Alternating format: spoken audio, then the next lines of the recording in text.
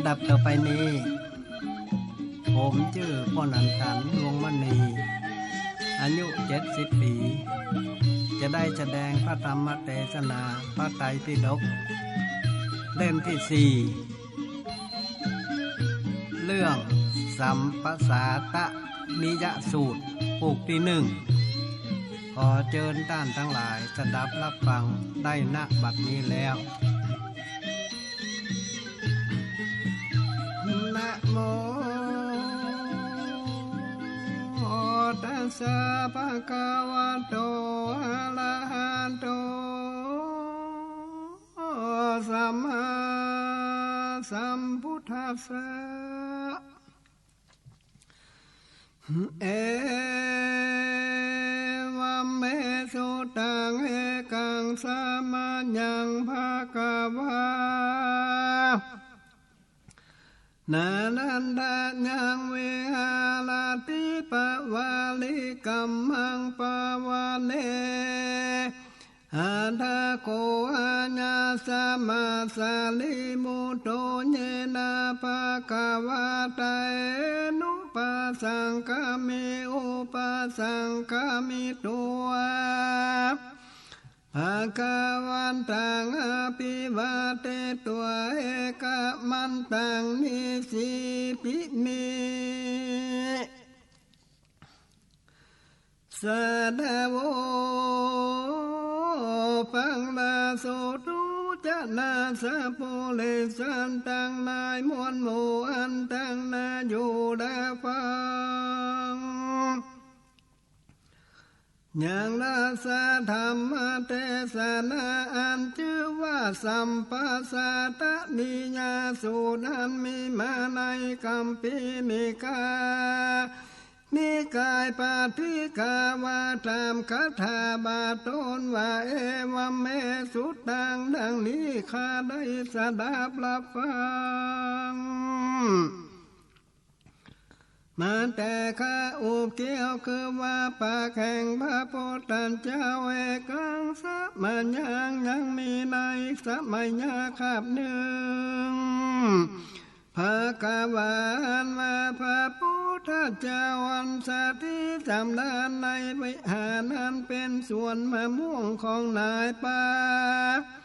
วาลิกาเศรษฐีอันมีในเมืองนาลันทนาก็มีอันนาสาลีบุตรโตอันว่ามหาสาลีบุตรเป็นเจ้าก็เข้าไปไหว้สาพระพุทธเจ้าก็นั่งอยู่ที่ควรแห่งตนแล้วก็กล่าวเป็นกันทาว่าพันเตภะคะวะกะแด่พระพุทธเจ้าตัวอันว่าข้าก็มีความเลื่อมใสในพระพุทธเจ้าว่าอาติตาอนาคตาปัจจุบันนะบ่มีสามนาแด่ที่พามผู้ใดอันเสมอเหมือนดังพาตถากันตะวาอันภะคะวะว่าพระพุทธเจ้าจิงกาวาดุกาลาสาลิบุตอาสา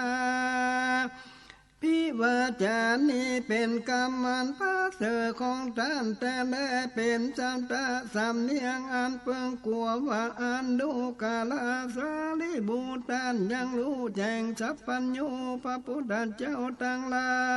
ยตั้งแต่อดีตกาลอันตานในทาลงศีลมีธรรมปัญญาเป็นธรรมประจำอยู่แล้ว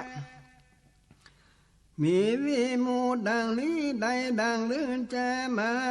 สาลีบุตรก็กล่าวว่าพันเตคาแด่พระพุทธเจ้าก็บ่ได้จะและดูลาสาลีบุตรท่านยังรู้ใจแห่งสัพพัญญูเจ้าอันจากมาไปนะว่าจักมีศีลมีธรรมมีปัญญาอย่างนี้มีธรรมเป็นเครื่องประดับมีวิมุตติเป็นอย่างนี้ได้ดังลือเจ้า มหาสาลีบุกาวาบ่ได้จะและดูแลสาลีบุตรยังรู้ใจของสัพพัญญูพระพุทธเจ้าทั้งหลายมีได้ดังหรือจะปันเทคแด่พระสัพพัญญูก็หาบ่ได้ว่าอันเมื่อนั้นพระพุทธเจ้ากาว่าดูแลสาลีบุตรบ่มีเจโตปริญญาในอาลาอันตาสัมมาสัมพุทธเจ้าตั้งแต่ติตาปัญจุปันนะเหตุดังลือด้านจิงกาวาอาสาพิวาจานั้นเป็นกรรมันตาเสดมันเป็นสันตาสำเนียงอันเพื่อสาเบืองกวนดังอันเล่าพันเตภกวาคาแด่พระพุทธเจ้าอันวิญญาณจักมีเจโตปริญญาณในอาลาอันตาสัมมาสัมพุทธเจ้าตั้งแต่ติตาปัจจุบันนาเตวะอันข้าแด่พระเป็นเจ้าข้าก็รู้โดยอาการนั้นเป็นแนวธรรมของพระพุทธเจ้าดังจักว่าอุปมาเพียบเทียมเป็นดังเมืองพระจันทกามันเป็นเขตปันเด่นเมืองมีกำแพงแน่นหนาเหลือจะแปลงประตูไว้อันหนึ่งอันเดียวมีนายประตูเมืองนั้นเป็นปันดิตานักภาษาลาดูหันตันคนเขาออกและดูจักลาสายังกำแพงเมืองนั้นด้านบ่ฮือมีจ้องมีรูจะลวงสูดเมียวก็หนีออกมาบ่ได้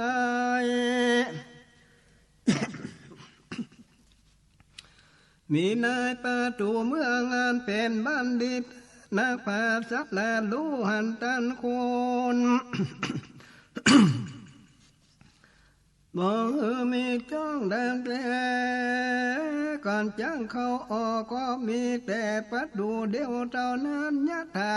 นั้นนี้สันได้ข้าแด่ปัดเป็นเจ้า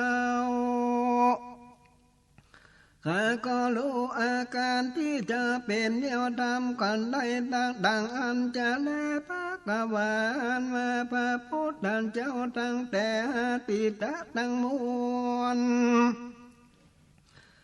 ก็ได้นานิวาลธรรมมันเป็นเครื่องเศร้าหมองและตัดเสียยังกำลังปัญญาอันมีหัวใจอันตั้งมันในสติปัญญาตั้งสีได้จำเริญโปรดจังก็ตั้งเจตอยู่ตามสภาวะจริงได้ทาละพระญาสัพพัญญูตัญญาณแม้นว่าพระสัพพัญญูตัญญาณเจ้าอันจังมาไปหน้าทางมวลก่อนจังละเสียยังนิวาลนธรรมแล้วก็มีหัวใจอันตั้งมันตั้งอยู่ในสติปัฏฐานตั้งสี่ประกอบโดยโพธกาตั้งแต่ตั้งเจจริงได้ตระละพระญาสัพพัญญูตัญญาณว่าอันแม้นว่าพระพุทธสัพพัญญูเจ้าในกาลบัดนี้ก่อนตัดเสียยังนิวาลนธรรมแล้วก็มีหัวใจตั้งมั่นในสติปัฏฐานตั้งสี่ปังก่อโดยโพจังกะตั้งเจตยิ่งได้ตรัสพระญาสัพพัญญูตัญญาณข้าแด่พระเป็นเจ้าว่าอันจะได้เมื่อข้าไว้สาพระพุทธเจ้าแล้วได้ฟังธรรมเทศนาอันอ่อนสุขุมอันยิ่งนาการประกอบไปโดยธรรมตั้งดำและขาดตั้งข้าวแม่เพียรเทียนโดยอุปมาโดยภาการนานาต่างดังอันก็ดีข้าก็รู้แจ้งหันยังทำอันนั้นก็จริงได้หันและสัจธรรม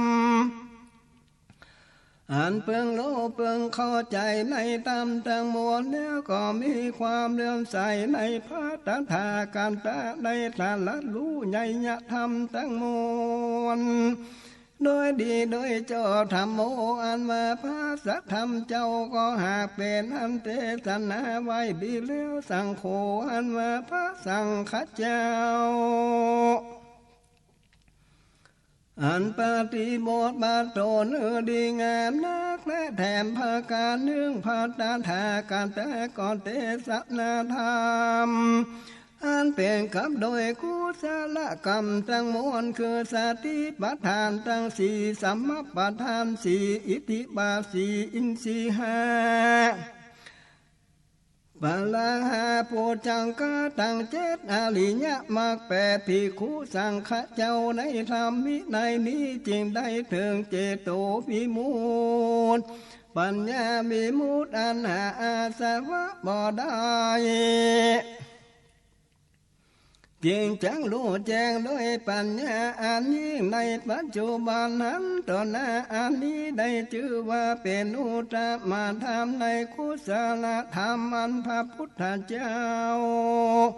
หากรู้ยิ่งในธรรมทั้งมวลจักหาธรรมอันใดอันจักรู้ยิ่งเสมอเหมือนบ่ได้แม้นว่าสัมมาณะและพามณจารย์ผู้อื่นที่มีความรู้ก็บ่รู้เสมอดังพระพุทธเจ้าและแทนพระการหนึ่งอันว่าพระพุทธเจ้าเทศนาธรรมอันยิ่งอันอุดมอันเป็นกับโดยปัญญาที่คือว่าญาตนะที่เป็นภายในภายนอกคือมาจักขุกับรูปโสตกับเสียงกานากับกินจิวหากับโลดกาญาติกับโสธรรมภามานะกัตธรรมมาโลดอันนี้เป็นข้อธรรมอันยิ่งในฝ่ายปัญญาที่อัญญาตานะผ่านตามทางการตาเลือดดูยิ่งในธรรมทั้งมวลแล้วก็บ่มีธรรมอันใดจักยิ่งเสมอเหมือนดังอันว่าอันจะแล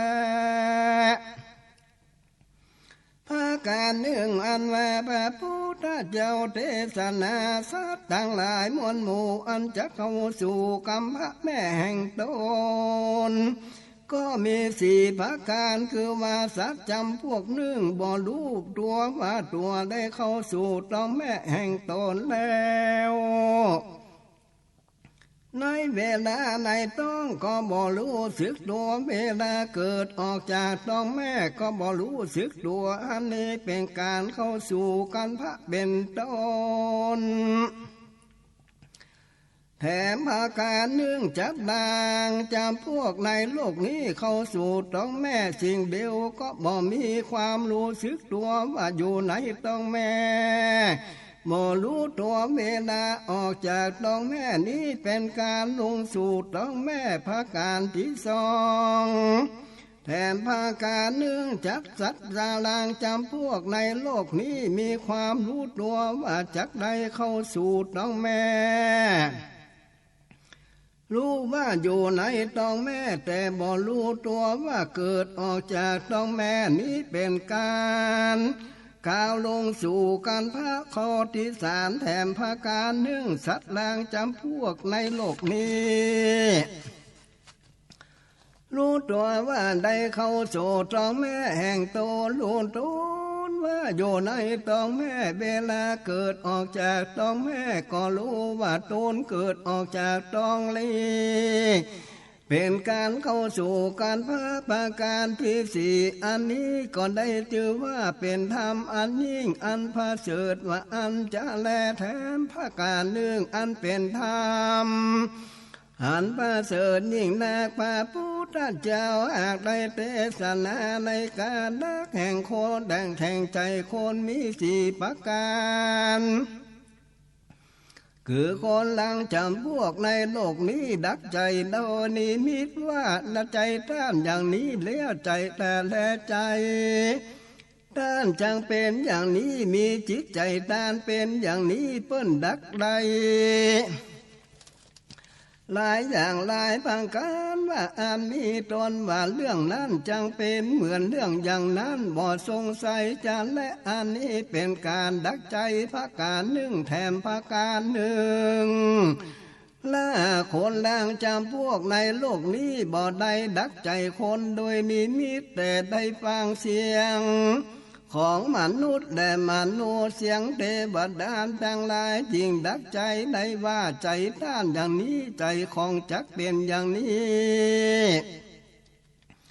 จิตของท่านเป็นอย่างนี้เพิ่นดักได้หลายอย่างหลายประการมีตนว่าเรื่องนี้จังเป็นเรื่องอย่างนั้นก็สงสัยจะและอันนี้เป็นการดักใจประการที่สองประการหนึ่งคนเจ้าบางพรำพวกในโลกนี้บ่ได้ดักเดือใจด้วยนิมิตบ่ได้ฟังเสียงของมนุษย์และมนุษย์และเลือกเสียงของเทวดาต่างหลายแล้วก็ดักใจได้โดยการฟังเสียงละมือเพื่อสาธิโดยวิตักวิจารละแล้วก็ดักใจได้ว่าใจด้านอย่างนี้ใจของด้านเป็นอย่างนี้จิตของด้านเป็นอย่างนี้เปิ้นดักได้หลายอย่างหลายประการ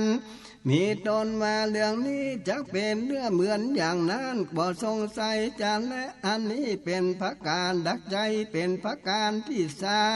มแถมประการเนื่องบางตัวคนบางจำพวกในโลกนี้บ่ได้ดักใจโดยนิมิตบ่ได้ฟังเสียงของมนุษย์และเสียงอมนุษย์เสียงของเทวดาทั้งหลายก็แล้วก็ดังใจได้แล้วก็บ่ได้ยินเสียงละมือเพื่อสาธิของผู้มีบิดาบิจาระก็ดักใจได้เดียนยอมกำลดโนใจผู้ที่ได้สมาธิซึ่งมีวิตาวิจารณะโดยใจในว่าจิตตาสังขารของท่านอย่าผู้นี้ตั้งอยู่โดยพระการสันใดซึ่งเขาจะต้องจาและนึกถึงในวิตาอย่างชื่อนี้ในลำดับจิตในขณะนี้โดยประการฉันนั้นเปิ้นได้ใจรู้ได้หลายอย่างหลายประการมีตนว่าเรื่องนั้นจักเป็นเหมือนเรื่องนี้อย่างนั้นบ่สงสัยจะแลจักเป็นอย่างอื่นบ่ได้ข้อนี้เป็นการดักใจคนประการที่สี่ว่าอันจะแลอันนี้ได้ชื่อว่าเป็นธรรมอันยิ่งอันภาคเสริฐในการดักใจคนและแถมประการหนึ่งเป็นธรรมอันภาคเสริฐพระพุทธเจ้าหาเทศนามาในทัศนาสมาปาติคือว่าสมาบัติทั้งสี่คือสมณะและพามณาจารย์บางพวกในโลกนี้อาศัยซึ่งความเปลี่ยนเป็นเครื่องเผากิเลสอาศัยซึ่งความเพียรนั้นตั้งมาแล้วประกอบอยู่เป็นประจำบ่มีความพมากันตามในใจหืดดีหืดชอบแล้วก็ได้ถึงเจโตสมาธิอันเป็นติดตั้งมันของจิตเมื่อจิตตั้งมันดีแล้วต้านพิจารณาไปต่ำตั้งแต่พื้นดินขึ้นไปบนตั้งแต่ปลายผมลงมาหันมีแต่หางหุมตุ้มไปในตัวกาญาเทและเต็มไปด้วยของอันเป็นปฏิกูลอันเพิงจะพึงกิเลสอันมีในตนคือว่าผมขนเล็บนางฟันนางขี้จิ้มเอ็นกระดูกเยื่อให้กระดูกม้ามหัวใจตับพังปืดไตปอดใส่ใหญ่ใส่น้อยอาหารใหม่อาหารเก่าน้ำดีซ้ำน้ำสำเร็จน้ำเหลืองน้ำเลือดน้ำเมื่อน้ำมันคนน้ำตาน้ำมันเหลวน้ำลายน้ำมูกน้ำไข่ข้อน้ำมูดอันนี้เป็นตัสสานาสมาปาติของตนและแถมพระการหนึ่งสมณะและพามณจารย์บางจำพวกในโลกนี้อาศัยซึ่งความเปลี่ยนเป็นเครื่องเผากิเลสอาศัยซึ่งความเปลี่ยนเป็นติดตั้ง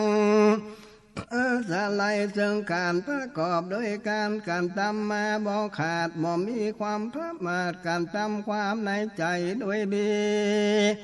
โดยชอบแล้วจึงได้เตืองเจโตสมาธิเป็นที่ตั้งมั่นของจิตเมื่อจิตตั้งมั่นดีแล้วก็พิจารณาโดยการยะตนตัวดังนี้แล้วตั้งแต่พื้นถิ่นขึ้นไปถึงภายบนแต่ปลายผมลงมาก็หันมีแต่ทางหุ้มตุมไปตัวทั้งมวลเต็มไปด้วยของโสโครกปฏิกูลอันมีในตัวนี้มีผมขนเล็บเขียวหนังจีนเอ็นกระดูกเยื่อในกระดูกม้ามหัวใจตับหังผืดไตไตปอดไส้ใหญ่ไส้น้อยอาหารใหม่อาหารเก่าน้ำดีน้ำเสลดน้ำเหลืองน้ำเลือดน้ำเหงื่อน้ำมันคนน้ำตาน้ำมันเลวน้ำลายน้ำมูกน้ำไข่ข้อน้ำมูดแล้วพิจารณาถึงกระดูกและข้ามล่วงพ้นผิวนางจีนเลือดของปุริสะเจียแล้วอันนี้ชื่อว่าตัสสะสมาธิข้อที่สองแล้วแถมภาการหนึ่งสมานะและภามานะบางจำพวกในโลกนี้อาศัยซึ่งความเปลี่ยนเผากิเลสอาศัยความเปลี่ยนอันต่างมันอาศัยซึ่งพระกอบมาอยู่บ่ขาดบ่มีความพระมาการจำความในใจโดยดีโดยชอบแล้วจึงได้ถึงเจโตสมาธิอันเป็นที่ตั้งของจิตเมื่อจิตตั้งมาแล้วเตียนย่อมพิจารณากายตนตัวนี้ไปดำตั้งแต่พื้นดินขึ้นไปถึงปลายผมลงมามีแต่หนังหุ้มทุ่มตัวตั้งมวนเต็มไปด้วยสิ่งโสโครกอันเปิงจะเปิงกิเลสมักนักอันนี้ในตัวนี้คือมาผมขนเล็บหนังจิตเอ็นกระดูกเยื่อในกระดูกม้ามหัวใจตับหังปืดไตปอดไส้ใหญ่ไส้น้อยอาหารใหม่อาหารเก่าน้ำดีเสลดน้ำเหลืองเลือดเหือหน้าเหือมันคนน้ำตามันเลวน้ำลายน้ำมูกไข่คอน้ำมูดอันแบบเบจาลานาหันกระดูกอันคามลงพ้นผิวนาง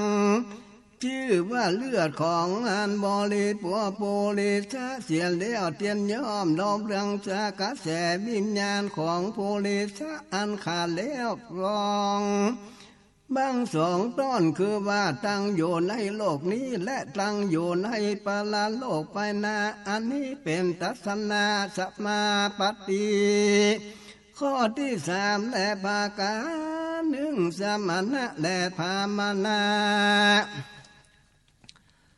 บางจำพวกในโลกนี้อาศัยซึ่งความเพียรอันเป็นเครื่องเผากิเลสอาศัยซึ่งความเพียรอันเป็นที่ตั้งมั่นอาศัยประกอบไปโดยอยู่ประจำและบ่มีความประมาทและการจำในใจหือดีหือชอบจริงได้ถึงเจโตสมาธิอันเป็นเครื่องตั้งมั่นของจิตเมื่อจิตตั้งมั่นหือดีแล้วก็พิจารณาหันกายยะของตัวนี้ตั้งแต่พื้นถิ่นขึ้นไปถึงปลายบนตั้งแต่ปลายผมลงมาหันมีแต่หนังหุ้มทุ่มทั้งมวลเต็มไปด้วยของอันเป็นปฏิกูลอันเพิ่งจะเพิ่งกิเลสมากนะคือมาผมขนเล็บหนังขีเนื้อเขียวหนังจินเอ็นกระดูกเยื่อให้กระดูกม้ามหัวใจตาพังผืดไตปอดไส้ใหญ่ไส้น้อยอาหารใหม่อาหารเก่าจีน้ำดีน้ำเสลดน้ำเหลืองน้ำเลือดน้ำเหือน้ำมันคนน้ำตาน้ำมันเหลวน้ำลายน้ำมูกน้ำไข่ข้อน้ำมูดแล้วพิจารณาหันกระดูกกากว่าเก่าล่วงพ้นผิวหนังจีนและเลือดของโพลิสะเสียเลี้ยวเตียนย่อมดูการแสวิญญาณของโพลิสะเจิดตาขาดเลี้ยวเป็นสองบางสองต้นคือว่าส่วนอันตั้งอยู่ในโลกนี้และส่วนอันตั้งอยู่ในปรโลก คือว่าโลกนาอันนี้คือเป็นทัศนะสัมมาบาข้อที่สี่อันนี้ก็ได้ชื่อว่าเป็นธรรมอันยิ่งอันอุดมในทัศนะสัมมาบาทว่าอันและแถมพระการหนึ่งธรรมอันยิ่งอันพระเสริฐพระพุทธเจ้าเทศนาอันเป็นกับโดยปุกาละปัญญาติหากได้แก่ปุกาละเจ็ดจำพวกคือว่าอุปโตโภคบิมุตหนึ่งและปัญญาบิมุตหนึ่งกาญสักขีหนึ่งตักาติปิบาติติปาติหนึ่งและสัทธาบิมุตหนึ่งธรรมานุสาลีหนึ่งสัทธานุสาลีหนึ่งและว่าอันนี้ก็ได้เจอมาเป็นธรรมอันยิ่งอันอุดมในฝ่ายปุกลาปัญญาที่ว่าอันจะแลแถมพระการหนึ่งธรรมอันยิ่งอันพระเสริฐพระพุทธเจ้าเทศนาธรรมอันเป็นที่ตั้งมหันต์อันได้แก่โพชฌังกาทั้งเจ็ดคือว่าสติสัมโพโพชฌังกาหนึ่งธรรมาวิจารณะหนึ่งสัมโพจังกาแปดหนึ่งและอริยาสัมโพจังกะหนึ่งและปีติสัมโพจังกะหนึ่งและปัสสติสัมโพจังกาหนึ่งสมาธิโพธิจังกาอุปโภและอุเปกขาสัมโพธิจะสัมโพจังกาหนึ่งก็มีว่าอันจะและอันนี้ก็ได้ชื่อว่าเป็นธรรมอันยิ่งอันพระเสริฐเป็นธรรมอันที่ตั้งมั่นแลแถมพระการหนึ่งได้ชื่อว่าธรรมอันยิ่งอันพระเสริฐอันพระพุทธเจ้าเทศนาเป็นกับโดยปฏิปันตาอันได้แก่ปฏิปันตาทั้งสี่มีทุกขาปฏิปันตานันตาปิญญาเป็นพระการปฏิบัติอันยากลำบากรู้ได้จาหนึ่งและทุกขาปฏิปัตตาขิปาปิญญาภาคาการปฏิบัติอันด้วยยากลำบากแต่รู้ได้เร็วหนึ่งโสภาปฏิปัตตาตันตาปิญญาเป็นปฏิปัตตาที่ปฏิบัติได้ง่ายและสะดวกแก่แต่รู้ได้จาหนึ่งและสุขาปฏิปัตตาขิปาปิญญาเป็นปฏิปัตตาได้สะดวกสบายได้รู้เวย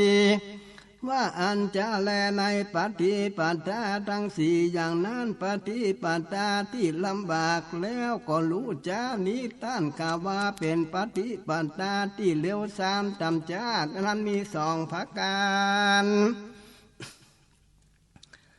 คือว่าก็เพราะว่าปฏิบัติได้เป็นที่ลำบากบ่รู้จะแถมภาการหนึ่งเป็นปฏิปัตตาที่ลำบากที่และเคยรู้เวย